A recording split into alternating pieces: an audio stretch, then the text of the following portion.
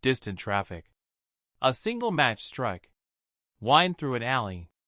At 1:12 a.m., one mistake turned a routine mob hit into a citywide manhunt. 2 bullets, wrong body. And the right man? He watched it happen, then vanished into the night. This isn't a story about a gangster movie. It's about how the mob actually worked in the 1960s. The rules, the discipline, and what happened when one job went sideways. And the organization did what it always does. Clean the mess, cut the loose ends, and restore fear. Typewriter clacks. Radio news murmur. Jazz in the distance. The 1960s weren't just about rockets and revolutions. In the shadows of American cities, power didn't always wear a badge or a suit. Sometimes it wore a work jacket and carried a folded newspaper. And when it spoke, people listened. This was the era when organized crime ran like a business. Collections, protection, gambling, labor influence, and favors. Not chaos. Not random violence. Violence was a tool, used carefully, because the mob didn't fear morals. It feared attention. Heat brought raids. Raids brought arrests. Arrests brought informants. And informants brought down empires. So the bosses enforced a simple truth. Be invisible. The target was a collector. Not a boss. Not a legend. A middle-level guy who knew enough to be dangerous and dumb enough to believe he was untouchable. Let's call him Danny. Dimes! He ran collections for a crew that ran collections for a crew that answered to men who never touched money with their own hands. Danny had a problem. He talked too much. He bragged about names. He hinted he had leverage. And in that world, the moment you whisper, downtown, and names in the same sentence, you become a liability. Maybe Danny was bluffing. But mobs don't wait to find out if you're bluffing. Because the mob isn't about being right. It's about preventing risk before it becomes real. So the message came down the line like it always did. No letterhead. No signature. Just a sentence. Take care of Danny. The 2 men chosen weren't random. There were levels to this work. Vic was the shooter. Older. Cold. Reliable. The kind of man who could do violence without emotion. Which meant he could do it without mistakes. Lenny was the driver. Younger. Ambitious. Always trying to prove he belonged in rooms where nobody smiled. And they had rules, unwritten, but enforced like law. Rule 1, no witnesses. Rule 2, no civilians. Rule 3, no drama. Rule 4, certainty beats speed. Rule 5, if you bring heat, you become the problem. The plan was simple. Danny exits the bar through the back around closing. He hits the alley. Vic steps out of shadow. 2 shots done. Lenny rolls the car forward. They disappear into the city before anyone can describe a face. Old school. Efficient. Exactly the kind of job that keeps everyone sleeping at night. And then it happened. Wind. A distant laugh. A back door latch. At 1:10, nobody came out. At 1:11, still nothing. At 1:12, the back door opened. And a man stepped into the alley wearing the coat they'd been told Danny always wore. Same build. Same swagger. Same silhouette under the streetlight. Lenny, whisper urgent. That's him! That's him! Vic doesn't answer. Because Vic knows the real rule behind all the rules. Never let someone else rush your trigger finger. But Lenny keeps pushing. And pressure does something dangerous to decision-making. It turns a professional into a gambler. The man fumbles with keys, curses, bends toward a car. Vic steps out. 2 shots. Pee-pee-pop. The wrong man is dead. The right man sees everything. And the job transforms from routine into disaster in a single breath. Danny runs. Vic fires again, misses. And Lenny, panicking, peels out too fast, tires screaming loud enough to wake the neighborhood. They don't just leave a body behind. They leave a message. Something went wrong. A newspaper press thumping like a heartbeat. By sunrise, the city isn't asking, "Who was that gangster?" The city is asking, "Why did a working man die behind a bar?" And that question is radioactive. Cameras shudder. Radio chatter. The dead man isn't Danny. He's not even connected. He's a dock worker named Frank Loria. A father, a churchgoer, a guy who works nights and drinks coffee after his shift. He's the kind of person the mob tries not to touch, not because of morality, because it brings heat. So how did Frank end up wearing Danny's coat? Simple. Stupid. Real.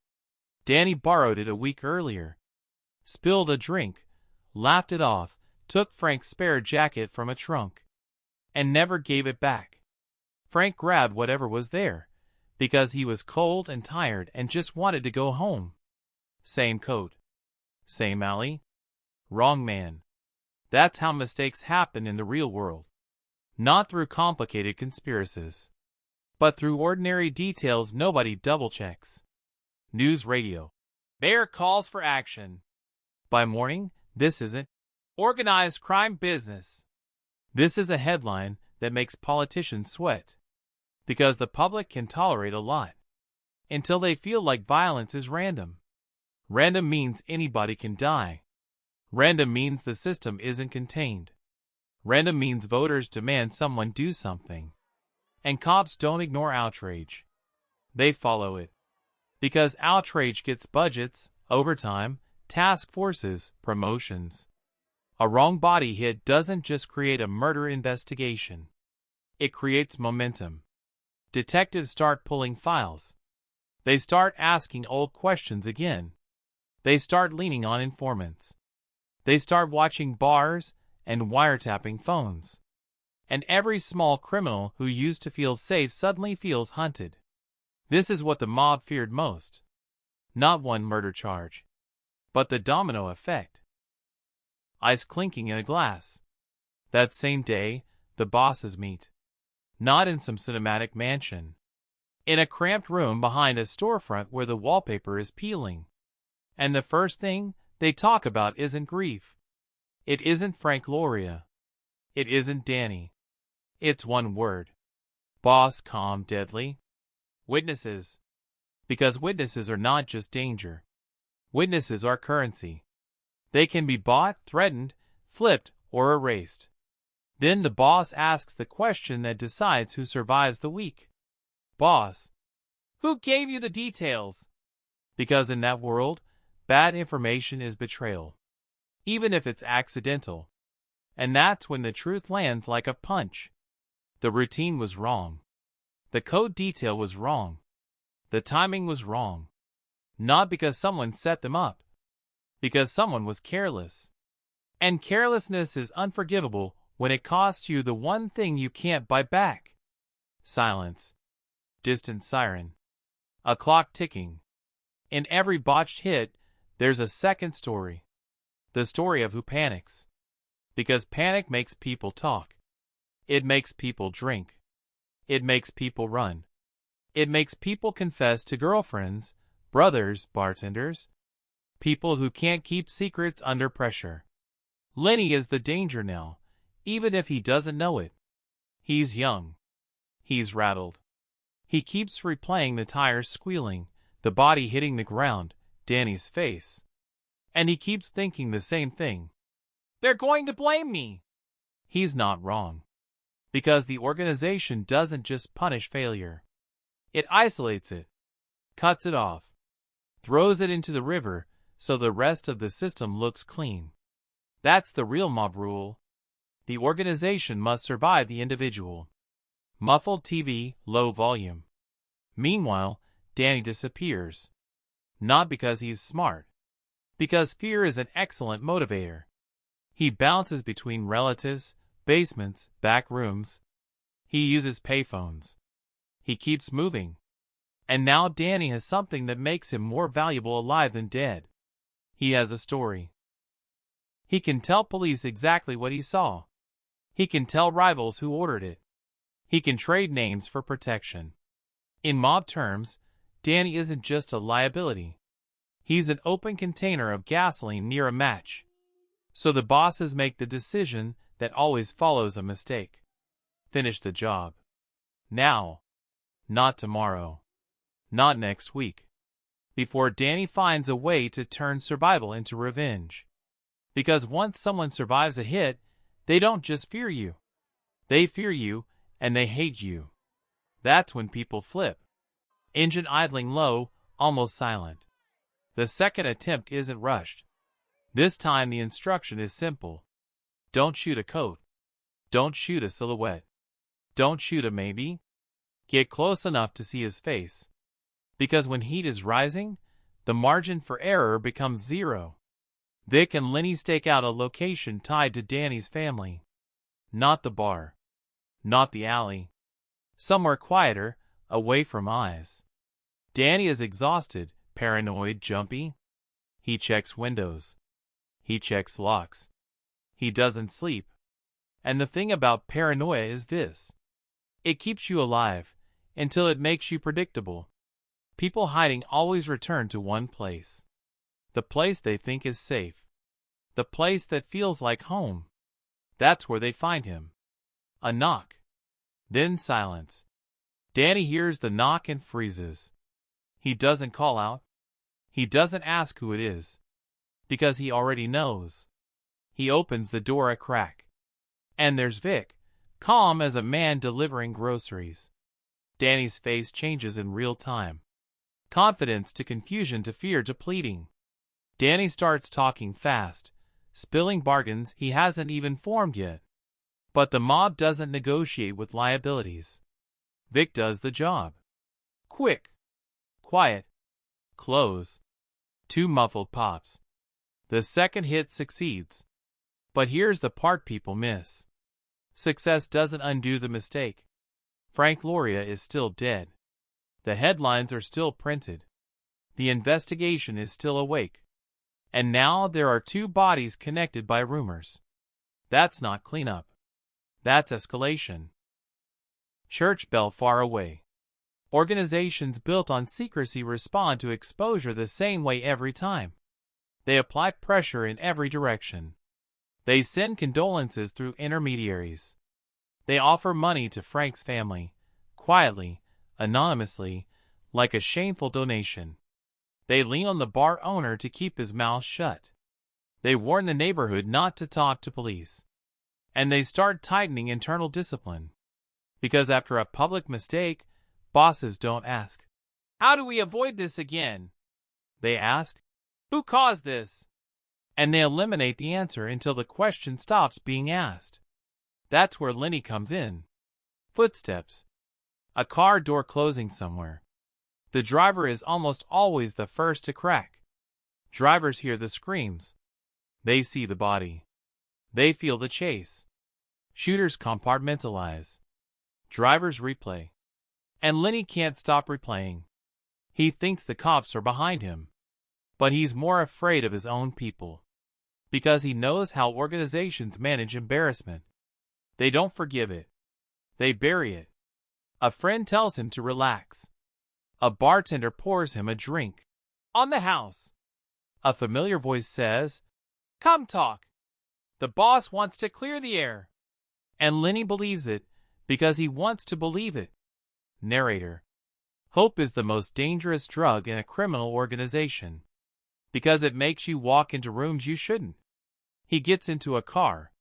The city rolls by outside the window like nothing is wrong. Then the car turns, not toward the neighborhood, but toward the water. Engine hum. Then silence. And that's the last time anyone sees Lenny. No funeral. No headline. No outrage. Because that death fits the pattern people expect. A dock worker killed in an alley shocks a city. A criminal disappearing doesn't. That's why the mob tried so hard to avoid civilian blood. It teaches ordinary people to demand answers. paper shuffling, phone ringing. Even after Danny dies, the case doesn't die. Detectives now have two scenes, two timelines, and a public that wants closure.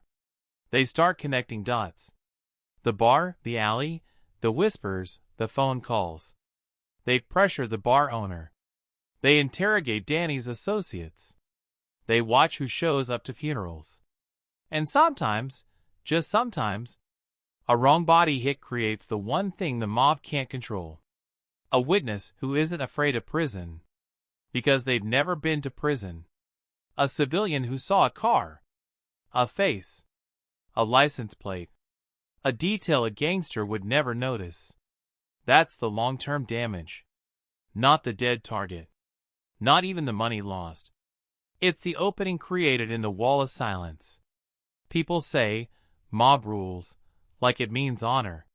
But in the 1960s, the rules weren't about honor. They were about survival. Don't bring heat. Don't kill civilians. Don't get sloppy. Don't create headlines. Don't create martyrs. And above all, don't make the organization look weak. Because fear is like currency. It only works when people believe it's stable. A botched hit tells the street something dangerous, that the machine can fail. So the machine responds by becoming colder, stricter, and more violent. Not to punish the victim, but to reassure everyone watching that the system still works. Wind. A train horn in the distance. Frank Loria went to work and never came home.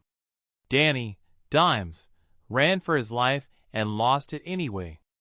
And the men who pulled the trigger didn't walk away clean. Because nobody walks away clean from a mistake like that.